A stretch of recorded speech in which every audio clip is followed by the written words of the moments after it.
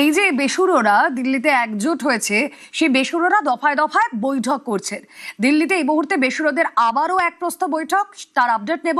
সহকর্মী মৈত্রেয়ী ভট্টাচার্য রয়েছেন সঙ্গে। মৈত্রেয়ী,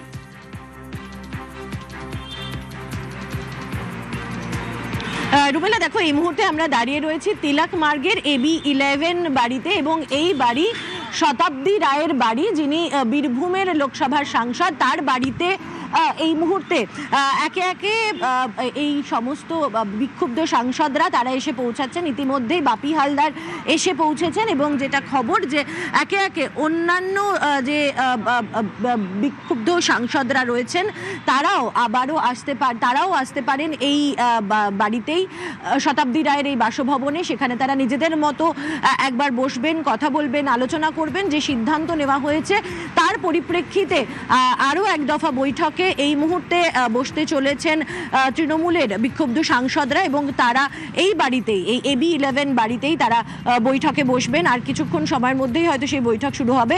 একে একে সাংসদরা আসতে শুরু করেছেন। ইতিমধ্যেই বাপি হালদার এসে পৌঁছে গিয়েছেন, এবং আমরা যেটা জানতে পারছি যে একে একে অন্য সাংসদরাও এসে পৌঁছাবেন। আজকে ভূপেন্দ্র যাদবের বাড়িতে যে বৈঠক হয়েছে সেখানে 15 জন সাংসদ সশরীরে উপস্থিত ছিলেন, এবং বাকি সাংসদদেরও কিন্তু লিখিত ভাবে তাদের যে মতামত রয়েছে সেটা নিয়ে আসা হয়েছে। ফলে এই 15 জন সাংসদের সেই বিক্ষুব্ধ সাংসদ তারা প্রত্যেকেই এখানে উপস্থিত থাকবেন, এমনটাই কিন্তু আমরা সূত্র মারফত জানতে পারছি। কিছু সাংসদ তারা ফিরে গিয়েছেন, কিন্তু বাকি সাংসদরা, এই 15 জনের মধ্যে অধিকাংশ সাংসদই তারা এই বাড়িতে ফের বৈঠকে বসতে চলেছেন। রুমেলা, ওকে।